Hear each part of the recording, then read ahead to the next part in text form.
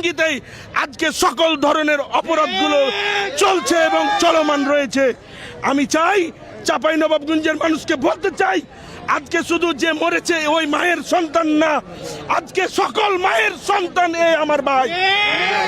এই সন্তানের জন্য যদি আজকে আপনারা রাজপথে না নামেন, আপনাদেরকে একদিন আল্লাহ তাআলার ওই কাঠগড়ায় জবাবদিহিতা করতে হবে।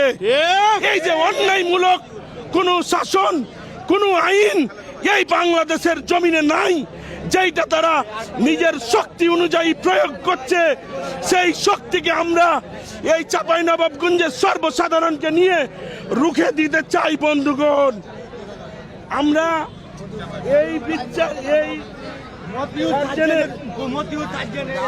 সার্জেন্ট মতিউর আমরা যতটুকু জানতে পেরেছি দায়িত্ব ছিল এখানে। আমি আরেকটি কথা বলতে চাই, সিসি ক্যামেরাগুলো দ্রুত যেহেতু হাইড করা হয়, এখানে সিসি ক্যামেরা রয়েছে, সিসি ক্যামেরা ভিডিও ফুটেজ আপনারা দ্রুতভাবে উদ্ধার করেন। ষড়যন্ত্রকারী যে আছে, হত্যাকারী যে আছে, তাকে আপনারা আইনের আওতায় নিয়ে আগামী 24 ঘন্টার মধ্যে আমার এই দুইটা ভাইয়ের হত্যার দাবি আমরা কামনা করছি।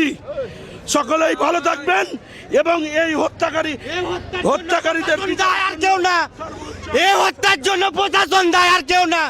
অনেক জায়গাতে সার্জেনে এসব ক্ষতি করছে, অন্য কেউ না। সার্জেনের ক্ষতি করতে অনেক